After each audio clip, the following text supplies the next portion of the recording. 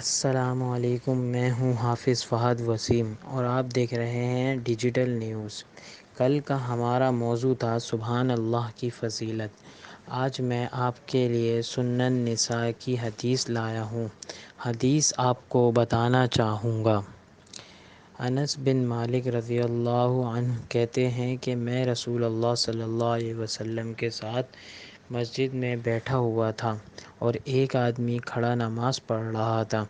جب اس نے رکوع اور سجدہ کر لیا اور تشہد سے فارغ ہو گیا تو اس نے دعا کی اور اپنی دعا میں اس نے کہا: اللہم انی اسألک بأن لک الحمد لا الہ الا انت المنان بدیع السماوات والارض یا ذا الجلال والاکرام یا حی یا قیوم انی اسألک۔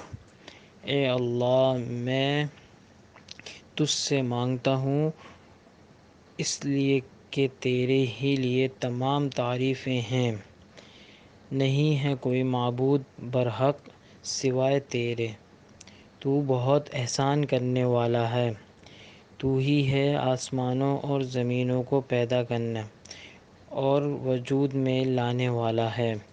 اے عظمت و جلال اور احسان والے، ہمیشہ زندہ و باقی رہنے والے، میں تجھ ہی سے مانگتا ہوں۔ یہ سنا تو نبی اکرم صلی اللہ علیہ وسلم نے اپنے صحابہ سے کہا: تم جانتے ہو اس نے کن لفظوں سے دعا کی ہے؟ انہوں نے کہا: اللہ اور اس کے رسول زیادہ جانتے ہیں۔ آپ صلی اللہ علیہ وسلم نے فرمایا: قسم ہے اس ذات کی جس کے ہاتھ میں میری جان ہے، اس نے تو اللہ سے اس کے اسم اعظم کے ذریعے دعا کی ہے۔ جس کے ذریعے دعا کی جاتی ہے وہ قبول کرتا ہے، اور جب اس کے ذریعے مانگا جاتا ہے تو وہ دیتا ہے۔